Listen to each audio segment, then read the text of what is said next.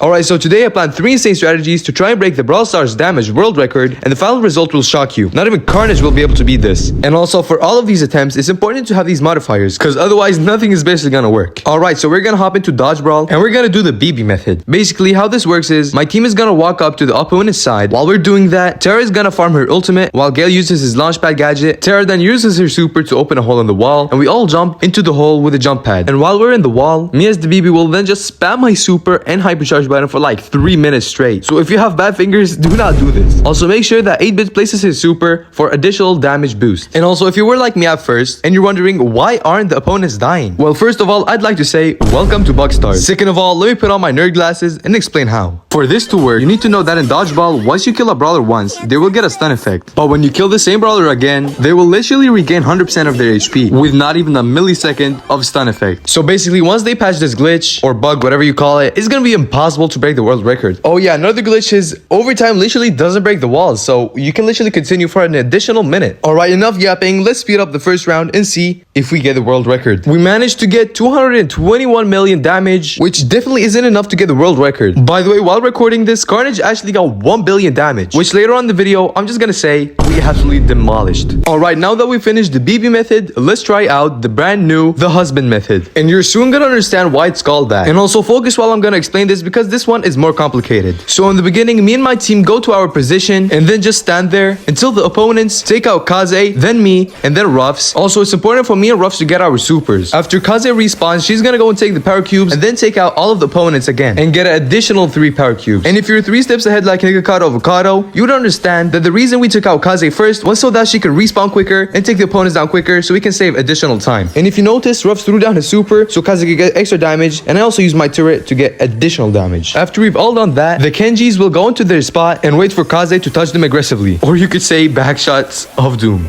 This has nothing to do with the video, but I just wanted to show you this absolute amazing self-pass. I rate it 6 out of 7. Comment down below your ratings. Alright, that's enough clip farming. Let's get into some off-cam mining and show you guys the end results.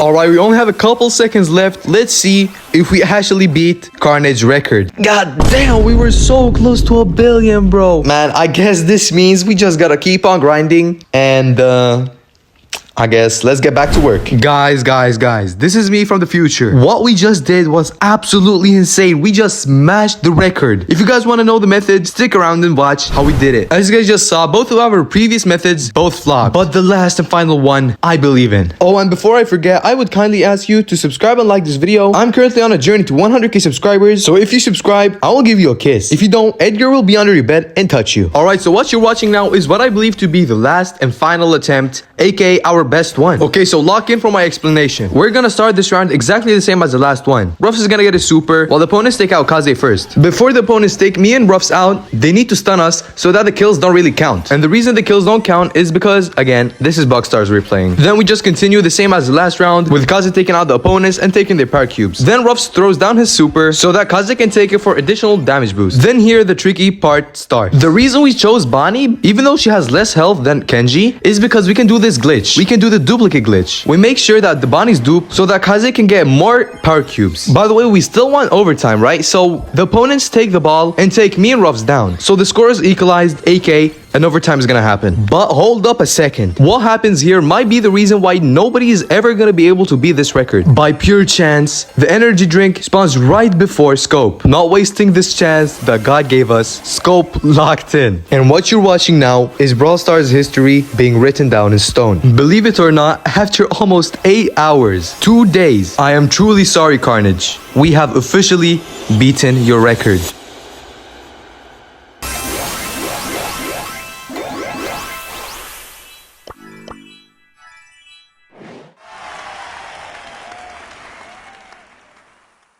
This video was honestly really fun to make, even though it took 8 hours. But shout out to all my friends who were dedicated to get this world record. Make sure to check them out as well. Alright, thank you so much for watching. Make sure to like, subscribe, and to you, Carnage, GG's, my man.